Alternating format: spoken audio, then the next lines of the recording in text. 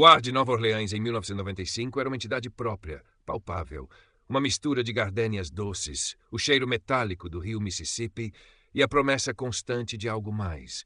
Algo escondido sob o verniz da história e da música jazz que escorria pelas janelas do French Quarter. Para Eleanor Ellie Hayes, uma jornalista investigativa de 29 anos, com cabelo ruivo indomável e uma fé quase teimosa na justiça, esse algo mais tinha um nome: Juice Theron Rom Vance. Ellie rabiscava notas no seu bloco, o café da manhã esquecido na mesa do pequeno escritório do The Crescent City Chronicle, um jornal independente que mal conseguia pagar as contas, mas que lhe dava liberdade. O juiz Vance, figura imponente, negro na casa dos 50, celebrado como um pilar da comunidade, um exemplo de superação numa cidade ainda a lutar com as suas complexas dinâmicas raciais. Discursos eloquentes sobre igualdade, mãos apertadas com fervor nos eventos da igreja. Um farol de progresso. Mas Ellie, com o seu faro para histórias que ninguém queria tocar, sentia um cheiro diferente sob o incenso da sua reputação.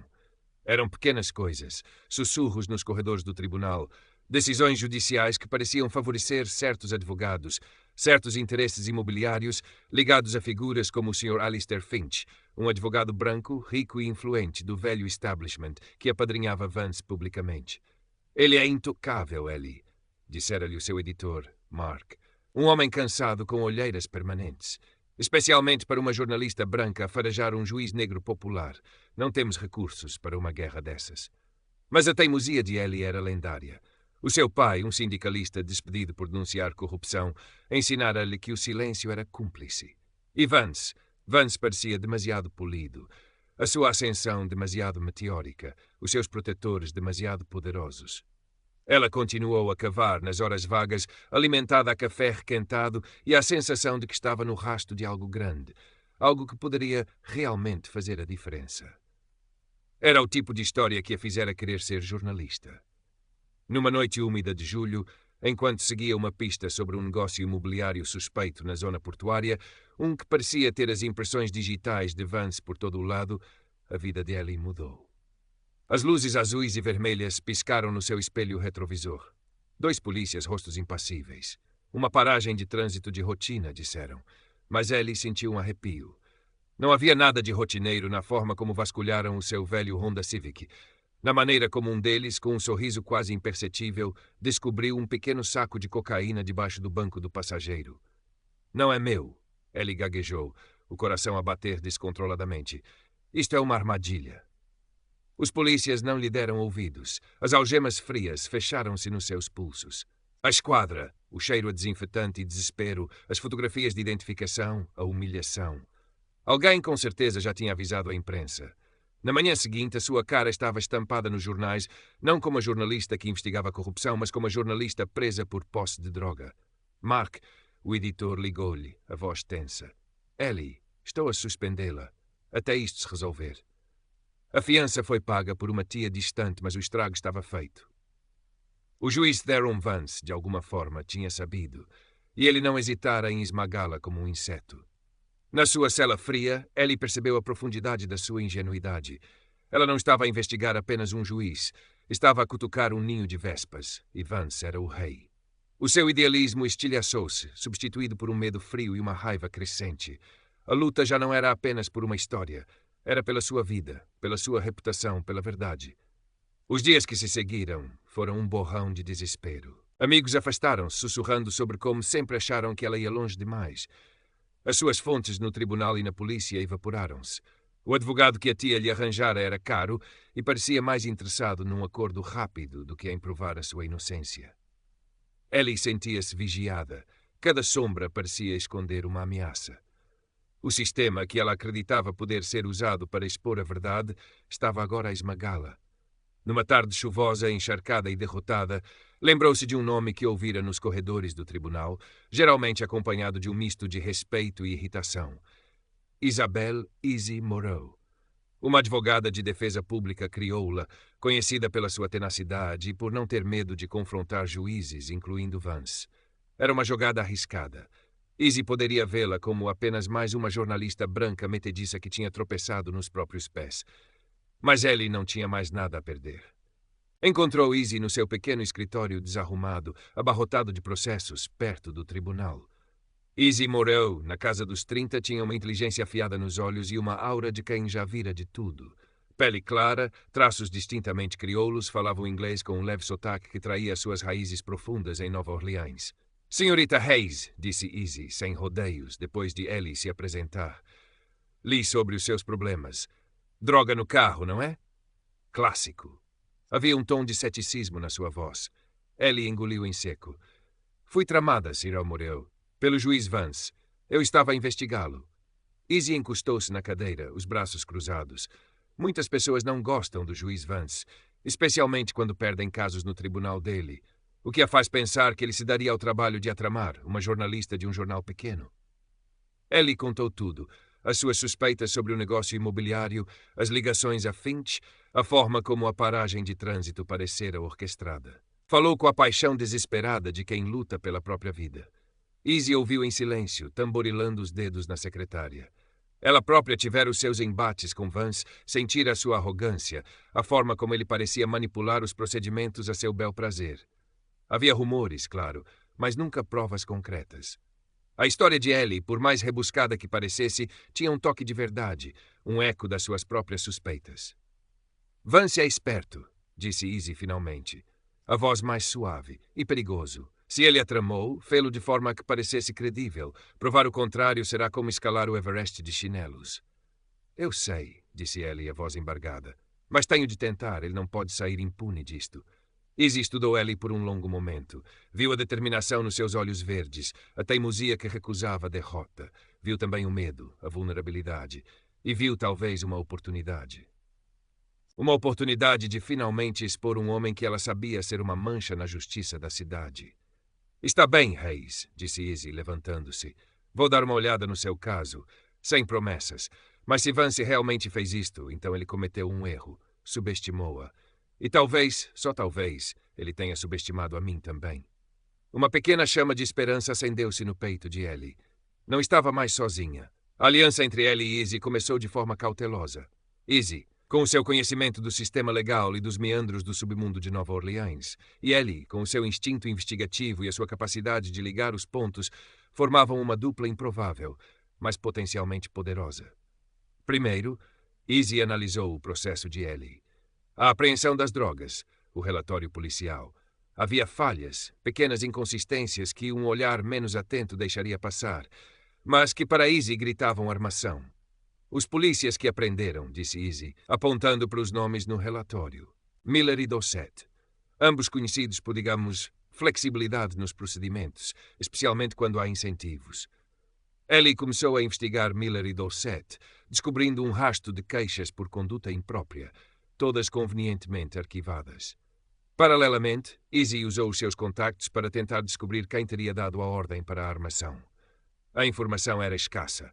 Vance era mestra em cobrir os seus rastos. Precisamos de algo mais do que apenas a sua palavra contra a dele, Ellie, disse Izzy, durante uma das suas reuniões secretas, geralmente no apartamento apertado de Ellie, com as cortinas corridas.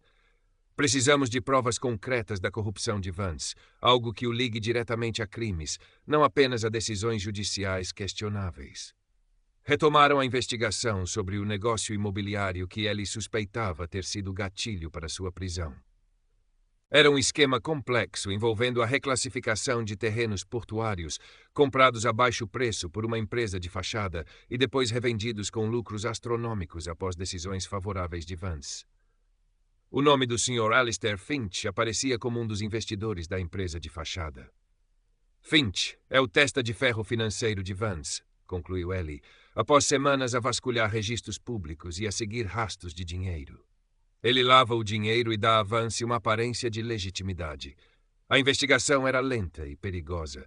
Ellie sentia constantemente que estava a ser observada.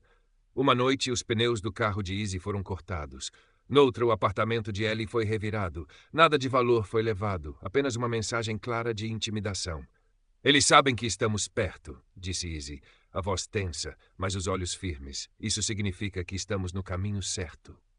A pressão sobre Ellie era imensa. Sem emprego, com as economias a esgotarem-se e a ameaça constante de uma condenação pairando sobre a sua cabeça. Havia momentos em que o desespero a consumia, em que pensava em desistir, em fugir de Nova Orleans e começar de novo noutro lugar. Mas a imagem do sorriso trocista de Vance, a injustiça da sua situação e a crescente admiração pela coragem de Easy mantinham-na na luta. A grande viragem aconteceu de forma inesperada. Easy recebeu uma chamada anônima. Um homem, a voz distorcida, disse que tinha informações sobre o juiz Vance. Era um ex-assessor do juiz, despedido e ressentido, chamado Marcus Jones. Ele tinha medo, mas o seu desejo de vingança era maior. Encontraram-se com Marcus num bar decadente no Marigny, o cheiro a cerveja e desilusão pairando no ar. Marcus, um homem pequeno e nervoso, contou-lhe sobre o livro Razão Secreto de Vance. Um caderno onde o juiz, na sua arrogância, anotava todas as suas transações ilícitas, subornos recebidos, favores devidos, nomes de pessoas que ele tinha ajudado. Ele guarda no cofre do seu gabinete no tribunal, disse Marcus, os olhos a dardejarem pela sala. Acha que ninguém jamais o descobriria. Era a prova de que precisavam. Mas como consegui-la? Invadir o gabinete de um juiz federal era impensável. Ellie, no entanto, teve uma ideia. Arriscada, quase louca, mas era a única hipótese. Havia um evento de angariação de fundos no tribunal na semana seguinte, uma noite de gala onde a elite da cidade se reuniria. Vance estaria lá, distraído, a pavonear-se. Preciso de entrar no gabinete dele durante a festa, disse Ellie a Easy. Easy olhou para ela como se tivesse perdido o juízo. Ellie, isso é suicídio profissional e possivelmente literal. É a nossa única hipótese, Easy. Se conseguirmos fotografar algumas páginas desse livro, teremos o suficiente para o derrubar.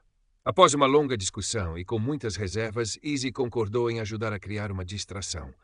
O plano era perigoso, mas a alternativa, deixar Vance impune e Ellie ser condenada, era intolerável. Na noite da gala, o tribunal estava transformado. Lustres brilhavam, música clássica flutuava no ar e o cheiro a perfume caro misturava-se com o aroma de canapés. Ellie, disfarçada com um vestido emprestado e uma peruca escura, conseguiu infiltrar-se com um passe de imprensa falso que Easy arranjara. O seu coração batia como um tambor contra as costelas. Enquanto Vance discursava no salão principal, a sua voz ressonante a encher a sala com banalidades sobre justiça e serviço comunitário, Easy, estrategicamente posicionada, simulou um desmaio aparatoso perto da entrada do corredor que levava aos gabinetes dos juízes. A confusão que se seguiu foi a oportunidade de Ellie. Ela deslizou pelo corredor, as mãos a tremer. A porta do gabinete de Vance estava destrancada, como Marcus dissera que estaria durante eventos. Vance gostava de ter acesso fácil aos seus pertences. O cofre estava atrás de um quadro. Marcus dera-lhe a combinação, um código simples baseado numa data importante para Vance. Com os dedos trêmulos, Ellie abriu o cofre. Lá dentro, um caderno de capa de cabedal preta. O livro Razão. Ela abriu as páginas cheias da caligrafia elegante de Vance, detalhando nomes, datas, quantias. Era mais incriminador do que alguma vez imaginara. Sacou da pequena câmara que trazia escondida e começou a fotografar página após página, o clique do obturador soando como um tiro no silêncio tenso. De repente, ouviu passos no corredor. Alguém vinha. Com o coração na boca, Ellie fotografou a última página visível. Fechou o livro, colocou-o de volta no cofre, fechou-o e recolocou o quadro no lugar. Mesmo a tempo de se esconder atrás de uma cortina pesada quando a porta se abriu. Era o Sr. Alistair Finch. Ele entrou, olhou em volta, pegou nos papéis da secretária de Vance e saiu, sem notar a presença de Ellie. Ela esperou o corpo a tremer, até ter a certeza de que ele se fora, e depois saiu do gabinete, misturando-se novamente com a multidão, a câmara com as provas a queimar-lhe na mala. Com as fotografias do livro Razão e o testemunho gravado de Marcus Jones, Ellie e Easy tinham finalmente um caso sólido e irrefutável. A questão agora era como usá-lo. Entregar as provas à polícia local era arriscado. A influência de Vance era vasta. Precisamos de ir mais alto, disse Easy. FBI. Eles são os únicos que podem lidar com um juiz federal corrupto sem serem comprometidos. Prepararam um dossiê meticuloso, organizando cada pedaço de evidência, cada testemunho, cada fotografia. Ellie, entretanto, escreveu o artigo da sua vida, uma exposição detalhada do império de corrupção de Vance, pronta para ser publicada no momento certo. O seu antigo editor, Mark, ao ver as provas que Ellie reunira, concordou em publicá-lo, percebendo a enormidade da história e talvez sentindo uma pontada de culpa pela forma como a tratara. O plano para a denúncia foi tão cuidadosamente orquestrado quanto a investigação. Escolheram o momento de maior visibilidade pública para Vance. Uma cerimônia na Câmara Municipal, onde ele receberia um prestigioso prêmio cívico, ironicamente, pela sua contribuição para a justiça e a comunidade. A imprensa estaria lá em peso. Na noite da cerimônia, a tensão era quase insuportável. Ellie e Izzy estavam na audiência, observando Vance no palco, a sorrir e a acenar a personificação da respeitabilidade. O Sr. Finch estava ao seu lado, a fazer um discurso laudatório, cheio de elogios à integridade e dedicação do juiz. Ellie sentiu o estômago revirar. No momento em que Vance desceu do palco, após receber o prêmio sob aplausos calorosos, 2 homens de fato escuro aproximaram-se discretamente. Agentes do FBI. Mostraram os seus distintivos e, em voz baixa, mas firme, informaram o juiz Vance que ele estava sob investigação federal e que precisavam de o acompanhar. Um murmúrio percorreu a sala. As câmaras de televisão viraram-se para a cena. Vance, inicialmente confiante, empalideceu visivelmente quando um dos agentes mencionou um livro-razão e transações financeiras ilícitas. O seu olhar varreu a multidão, procurando uma explicação, até pousar em Ellie e Izzy, que o encaravam com uma calma fria. Naquele instante ele soube. Simultaneamente, os telemóveis dos jornalistas na sala começaram a apitar. A edição online do The Crescent City Chronicle acabara de publicar o artigo de Ellie, com as fotografias das páginas do livro Razão de Vance a circularem como fogo. O caos instalou-se. Vance, atordoado e furioso, foi escoltado para fora da Câmara Municipal, sob os flashes das câmaras e os olhares chocados da elite de Nova Orleans, que, momentos antes, o aplaudira. A máscara caíra. O titã desmoronara. Nos meses que se seguiram, Nova Orleans foi abalada pelo escândalo. O juiz Theron Vance foi formalmente acusado de múltiplos crimes, incluindo suborno, extorsão e obstrução da justiça. O seu julgamento prometia ser o evento do século na cidade. Muitos dos seus associados, incluindo um Sr. Alistair Finch visivelmente abalado, foram também investigados, a sua reputação manchada para sempre. As acusações contra Ellie Hayes foram, claro, retiradas e os polícias Miller e Dorset enfrentaram uma investigação interna que desta vez não seria tão facilmente arquivada. Ellie publicou um livro sobre o caso O Juiz e o Furacão, que se tornou um best-seller. Ganhou prêmios de jornalismo, o seu nome limpo e a sua reputação restaurada, não como uma criminosa, mas como a jornalista destemida que derrubara um dos homens mais poderosos da cidade. A experiência deixara mais madura